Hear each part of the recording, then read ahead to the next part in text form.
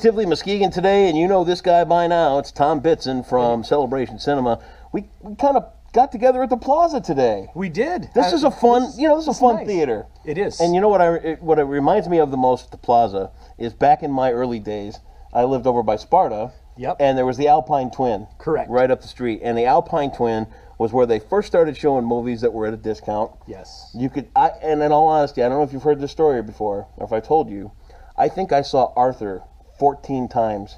I think I did hear that because it was like yes. 50 cents a show in the middle of the afternoon. So it's like, yeah, for 50 cents, we'll go watch that all day. Exactly. And you still do the great discount movies here. We do. It's not quite 50 cents anymore, but $4 in this day and age is excellent for movies.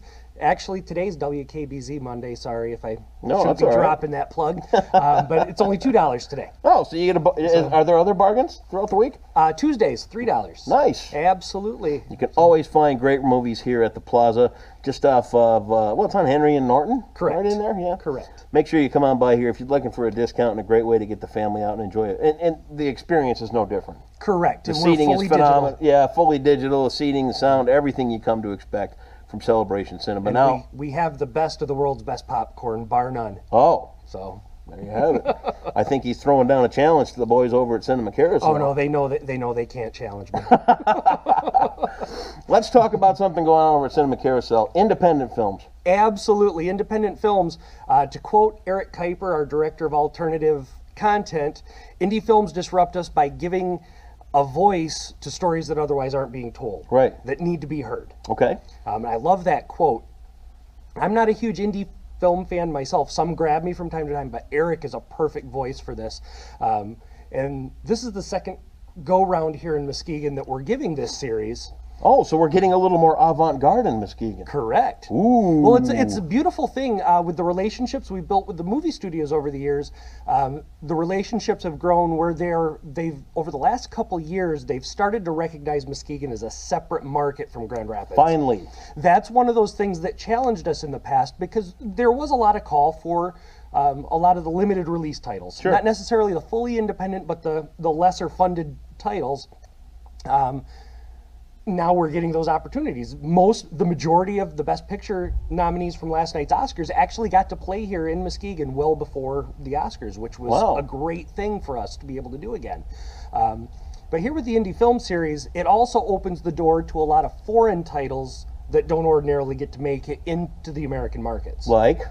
Well, for, say, the World War II buffs, yep. Right now through Thursday, Labyrinth of Lies is playing. Okay. And that involves a story about the cover-up of Nazi crimes around World War II. I mean, some of these titles people might consider a little darker, but much like Eric's quote, they are excellent stories that really do need to be heard. I have to admit that I am a really late adapter to Netflix. Mm-hmm. And I think that some of these titles pop up on there a little bit more regularly than they do. And I have seen some foreign films and documentaries and things like that I never even imagined were even made. Right. And I mean, I'm kind of coming around to seeing some of that stuff, but to come into a theater and see that with other people too, that's a big deal. And for those, and a lot of these foreign films, they are subtitled. Yep. The majority of the list I've read, they are actually in English. Yep. So it's not. So those that don't want to read the subtitles, that's fine. But on the big screen, easy to read those subtitles, and you don't get lost in the movie because you're following both parts. Right. So it's going on for February. Yep. February. And then it goes into March as well. Correct. The titles will change. The way the process works is there are 4 titles. Okay. They play one show every day of the week. Okay. Each day of the week, though, those show times rotate to a different time slot. Okay.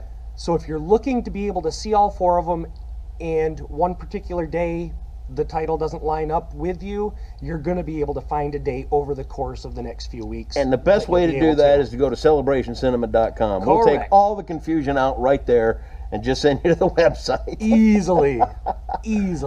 So, do you have a preview of some of the titles that are coming up that people might be interested in? Coming up, we've got Where to Invade Next. It's the current Michael Moore's new movie. Correct. Ooh. Correct, where he playfully invades the United States, if you will.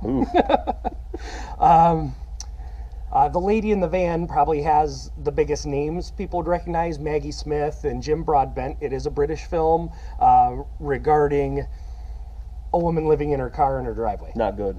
So yep. It's an interesting one. And there is yet another World War II title, Son of Saul. Okay. It's Hungarian, but it is set during the horror of Auschwitz. And the man who was tasked with burning the bodies of his own people. I mean, it sounds disturbing by the description. Disturbing. I mean, Absolutely. The world has been through disturbing things over the years. Exactly. But at the same time, it's one of those cases where it's not a sensationalized piece, right, where it actually offers a certain degree of truth that we don't ordinarily get to see in a How about movie. that? A different point of view coming from Celebration Cinema. I love it.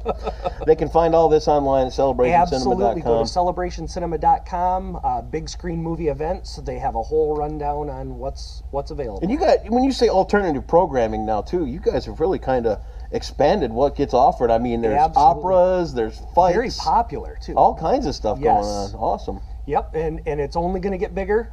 And we're approached almost on a regular basis, different groups and other events that really want to make it onto the big screen. We actually partner with an outside firm where if somebody has an independent film that they would like on our screen for a night, they go through this independent outside party, are required to guarantee a certain number of seats before we put it on the schedule, but once that hits, boom, they've got a screen for the night. That's awesome. So, I know too that you guys have been a part of the Laugh Out Loud Short Film Festival over the years too, which is really cool because if you're not familiar with the Laugh Out Loud Short Film Festival, it's done right here in Muskegon and it takes off across the entire United States and gives everybody a chance to get these, and they're hilarious comedies. Oh, absolutely. You know, I mean, they may be 7 to 12 minutes long, but some of them go on to bigger. I mean, they go on to bigger productions, and then next thing you know, they're a feature film. And that's some of the best feature films throughout history started out as short film students. Yeah, absolutely. You're film student films. Alternative films. If you want to see things from a different point of view, Celebration Cinema's got it for you. Jump online, go to celebrationcinema.com, take a look over at Cinema Carousel's website, and make sure you check these things out. Everybody complains that Muskegon's got nothing to do.